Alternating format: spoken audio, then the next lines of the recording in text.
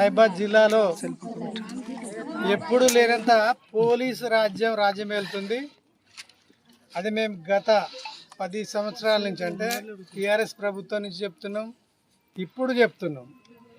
ఏదైనా పలిగేది ఏ నెత్తి అంటే పేదోని నెత్తే పలుకుతుంది. ఏ పార్టీ ఉన్నా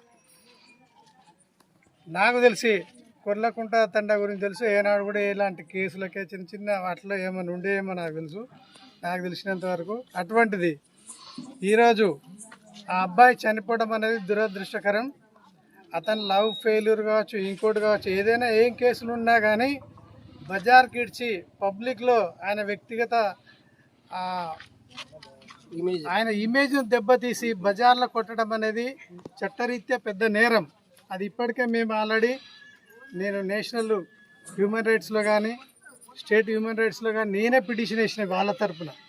కాబట్టి చెప్తున్నా, ఈరోజు పోలీసులు చేసేది కానీ పోలీసులు మేము చెప్పే ఇప్పుడు భీమా లాంటి వ్యక్తులు మేము చెప్పేదాన్ని తిప్పి కొడుతున్నారు వాళ్ళు.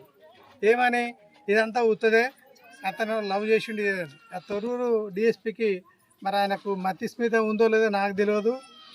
ఆయన క్షేత్రస్థాయిలో పరిశీలించి ఇవాళ ఇక్కడ జరిగే అన్యాయాన్ని, గిరిజన బిడ్డకు జరిగే అన్యాయాన్ని గురించి మాట్లాడాలి తప్ప నీకు అక్కడ కూర్చొని సీట్లో ఏసీలో చల్లగా కూర్చొని మా మీద ప్రచారం చేయడం కాదు.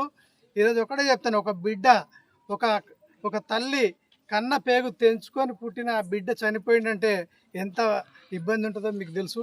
సరే, ఆయన లవ్ ఉండొచ్చు, మీ అందరికీ తెలుసు, మీరే చెప్పారు. ఇప్పుడు ఎప్పటి నుంచో వాళ్ళు లవ్ చేసుకుంటున్నారు. సరే, వయసు రీత్యా అది తప్ప ఒప్ప అనేది చాలా మందికి తెలుసు. ఇవాళ రేపు అన్ని జరుగుతున్నాయి.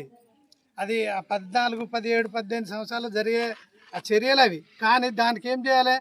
చట్టబద్ధంగా పోలీస్ కేసు పెట్టి అతన్ని తీసుకుపోయి ఆ పోలీస్ స్టేషన్లో 2 దెబ్బలు కొట్టినా ఏం కాదు, కానీ పబ్లిక్లో తన కళ్ళ ముందే ఉన్న అందరి బంధువుల మీద కొట్టి తిప్పి కొట్టడం వల్ల ఇది చాలా దుర్మార్గం. అందులో ఒకటి మన నియోజకవర్గంలో మెయిన్ ఏంటంటే అందరూ ప్రజాప్రతినిధులు అందరూ కూడా గిరిజనులు అయ్యారు. మనం ఇవాళ చెప్పుకోండి, మీరు అంటారు ఇవాళ గిరిజనులే, మీరు ఎవరు చెప్పుకోవాలో తెలియదు. ఇవాళ ఏది ఆ గిరిజన నాయకుడు, ఆ ఎమ్మెల్యే కానీ ఎంపీ కానీ ఎవరైనా మీ దగ్గరకు వచ్చిరా అంటే నాకు సంబంధించి తెలియదు.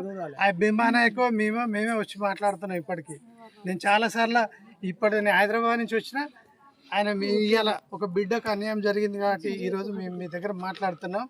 ఈరోజు ఎమ్మెల్యేలు కావచ్చు, ఎంపీలు కావచ్చు, జరిగిన సంఘటనకు వాళ్ళ కుటుంబానికి న్యాయం చేయడం డబ్బులే కాదు, మీరు ఎక్స్గ్రేషే కాదు. ఇలా ఏదైతే బాధితుడు పీడించబడ్డాడో అతను కూడా ఒక గిరిజనుడే అని ఇప్పుడు తెలిసింది. ఇటువంటి పద్ధతులు ఇక్కడ మొత్తం కూడా మనం గిరిజనుల పోలీసు అధికారులను ఇచ్చుకుంటాం, కానీ మనకు న్యాయం జరుగుతుందో ఒకసారి ఆలోచించండి. వాళ్ళు ఎవరే కానీ గిరిజనుడే కావచ్చు, గిరిజనేతరుడే కావచ్చు, మనం బయలు చేయాలి. కిందికి మనం తీసుకొచ్చి వాళ్ళకు చట్టపరమైన చర్యలు తీసుకోవాలని కోరుతున్నాం.